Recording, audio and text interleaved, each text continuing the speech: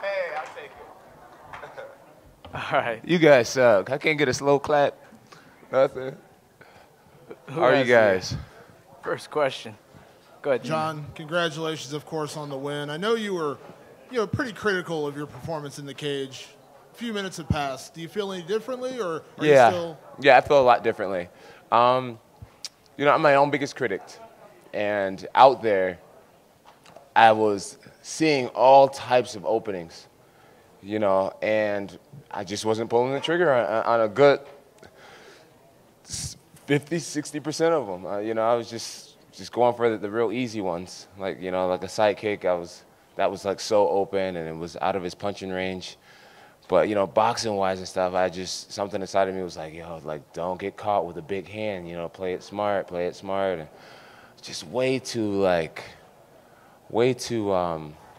hesitant in there.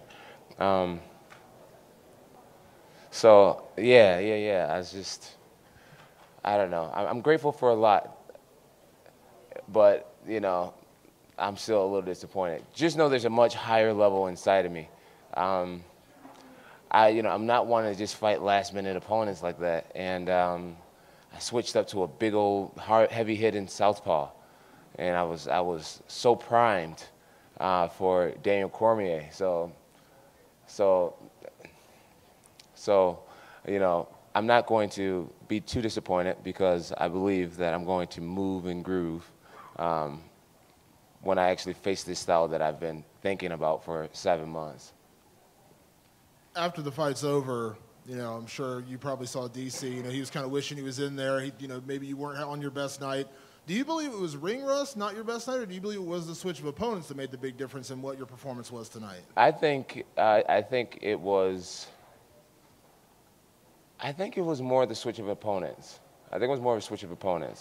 Yeah, if you've been following my career, you know how big I am to studying. I'm huge into studying. Me and my team, that's what we do. It's why I'm so confident. It's going into my fights is because I know what I'm getting into. And tonight, Ovince just threw a completely different. It was just a completely different thing than what I had prepared for. So I'm going to say it was more the switch of opponents than ring rust. As far as ring rust, I was attacking, and not as much as I had liked, and my cardio was great, no butterflies, no being nervous, walking out, I was loving it, feeling the moment, felt present in the octagon, but just hesitant to attack, and it was ring rust. Not ring rust, it was a switch of opponent. I know they said something about after the fight you were in a wheelchair or something, but you walked up there and you look perfectly fine. How are you health-wise? And, everyone's going to ask you the question. Right. Do you feel good enough that you could fight at UFC 200? I feel great enough to fight at UFC 200, for sure.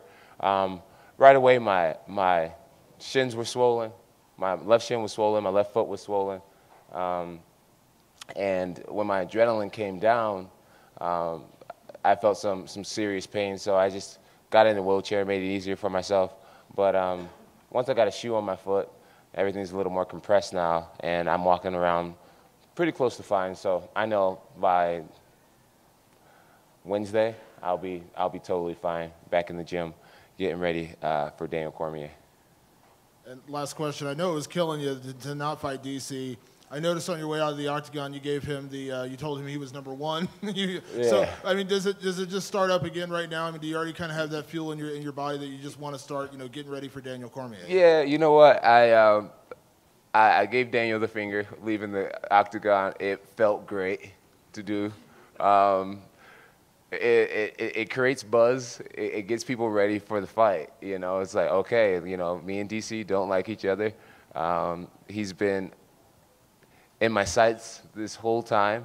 We had a minor bump in the road. We had to take a little detour, and now it's back to this beef with DC. So there was not too many emotions involved with me doing it. It was more for fun. It was more to get a reaction from the fans and restart this storyline between me and DC.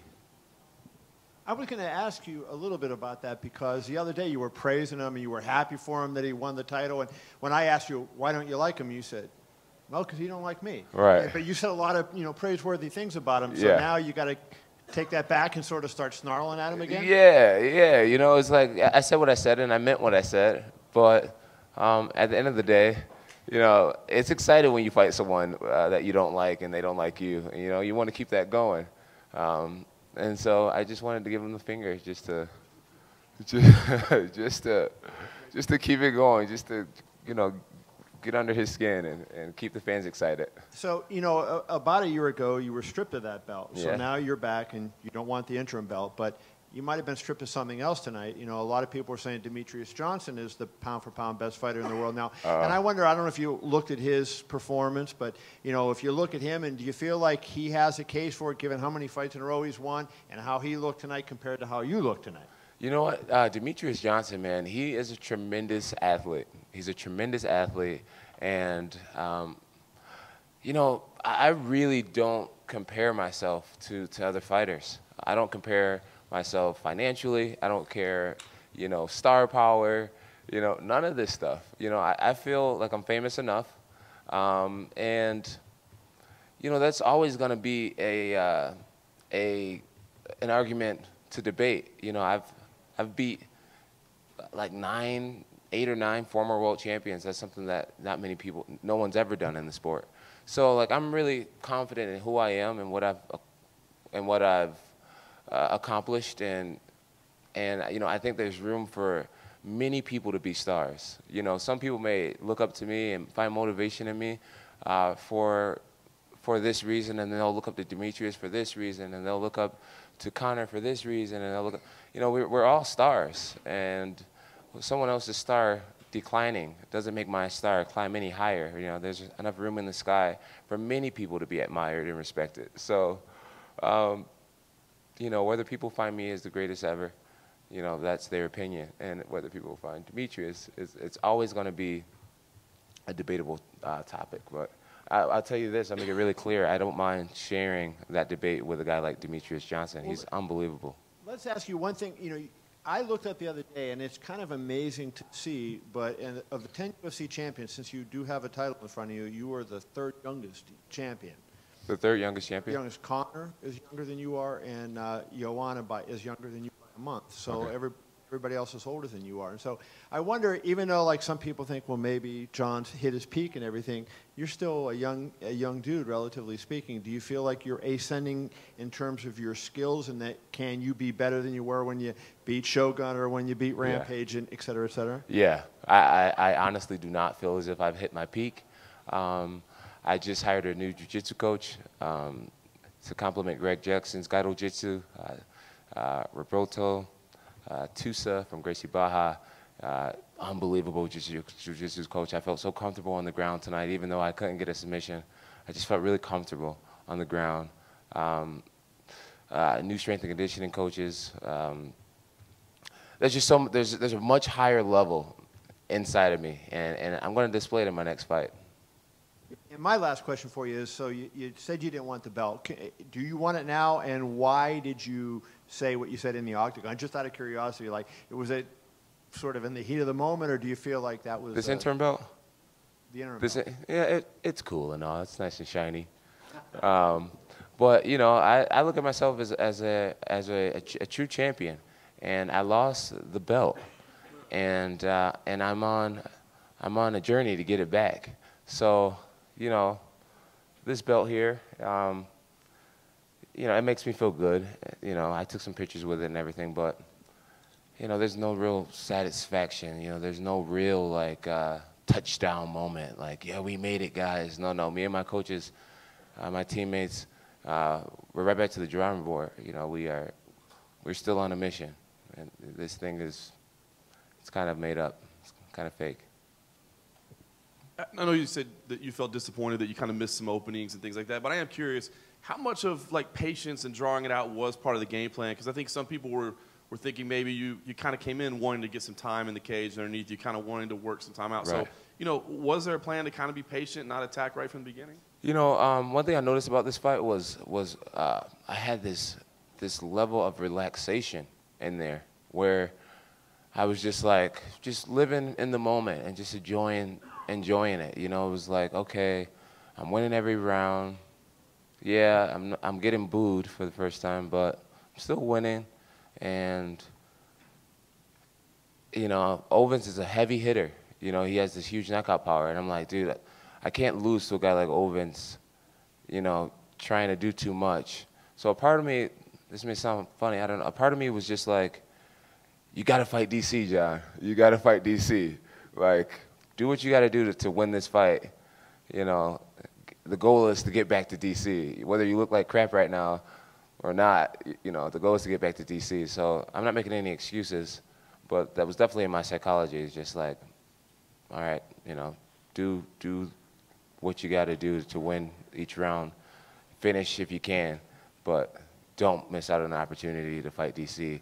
Getting in there and haymaking with a guy who has this freakish knockout power, and you know, a guy who gets these knockouts from these really weird and unpredictable angles. So yeah. And you mentioned the boos. It definitely wasn't obviously your most exciting fight, but how much of that do you put on OSP? Because it did seem like there came a point where it just seemed like he was happy to be in there and surviving with you. Yeah, oh, absolutely. At one moment, when I was hearing the boos, I realized, okay, I'm chasing this guy. Like, I was chasing him, and he was just circling and backing up. So I was like, all right, maybe these boos aren't for me, you know. But, you know, I like to give exciting fights, and I felt as if I put my best foot forward, and, you know, obviously I could do more, and I'm hoping that the majority of the boos were for Ovince. I think the fans are just used to me doing, you know, giving them real cool, exciting stuff, and they saw a more hesitant version of me versus a guy who was backing up a lot. And you've been very open and honest all week in assessing your performance right now. Honestly, as you're sitting there, how do you think this version of Jon Jones would have done against Daniel Cormier tonight? I would have beat him up pretty good, because I am tuned up to be fighting Daniel Cormier. You know, all my techniques, the angles, my ideas. You know, I've been working for Daniel Cormier for 7 months, over 7 months, and you know, it's like you put the Patriots. You know, or I'm not even going to make a football analogy. I've been training for one fighter, and they threw me this taller, power punching, or switching stances. You know, it wasn't what I was prepared for. So I believe I can beat Daniel Cormier right now, for sure, and I'm going to prove that as soon as possible. Jon, here to your left. Obviously, Ovince had some decent takedown defense in the center of the cage, but as it got to the fence, you took him down with relative ease, but that wasn't really until the 4th round. Did you not really want to go that route? Were you choosing to strike rather than taking an approach where you had a really dominant advantage? Yeah, yeah, I just felt content on the feet. I felt like things were going well and I was winning, and I just thought to myself, you know, I just didn't want to shoot out in the open. You know, the shot against the cage was relatively easy. He was a tall guy, and so I just took the safer shots, easier shots. In the last 15 months, I'm curious if you can speak to it from a technical perspective. You're in your prime, you didn't fight, so you lost out on the ability to stay regular with your competition schedule, but you had nothing else to do but just get better. So I'm wondering now, looking back on the last 15 months, can you tell us, from your judgment, whether it was reflected tonight or not, do you feel like you got significantly better, or how would you assess it?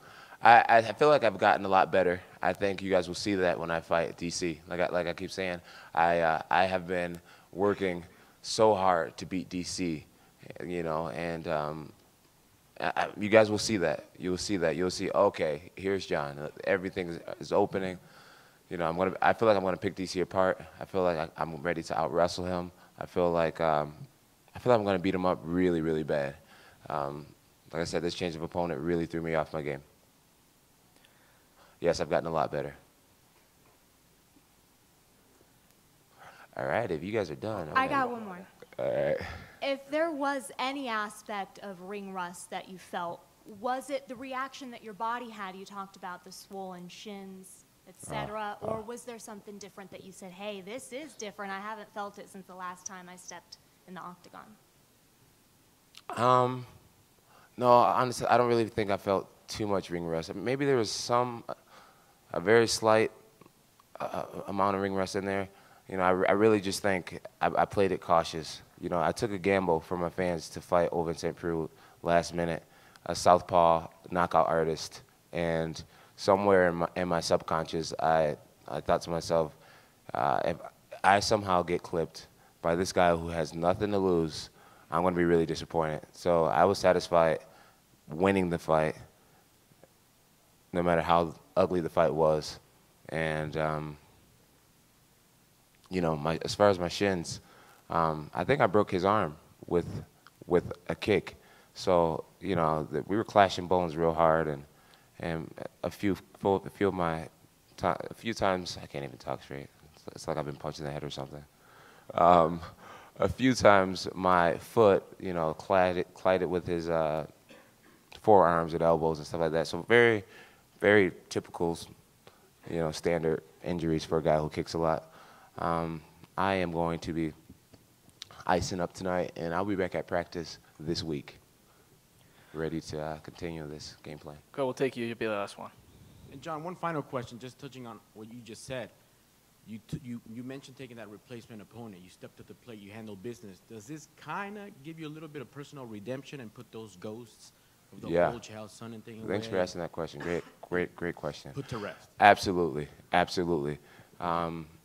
It kind of it makes us even. It's like, okay, Jon Jones ruined the day. I meet fans to this day who are like, dude, I saved my money. I had my flight. I had my ticket. Yeah, I made a lot of sacrifices to see you for the first time, and you know, the people are like really pissed off with me sometimes about that. And I've always felt like, okay, I stayed true to myself and my coaching staff because that's just not what we do. But then I've always felt a certain amount of guilt for the people who sacrificed and missed out. So fighting this time really made me feel like, you know, I saved the day for a lot of my fans, and I got to do something really positive for those guys. And I knew it was a big risk fighting the southpaw knockout artist, one that I didn't prepare for, but I took that for them, and we won that fight. And yeah, now it's time for me to go and relax with my friends and family. I will see you guys. God bless you all. Thank you for being here. Good night, everybody.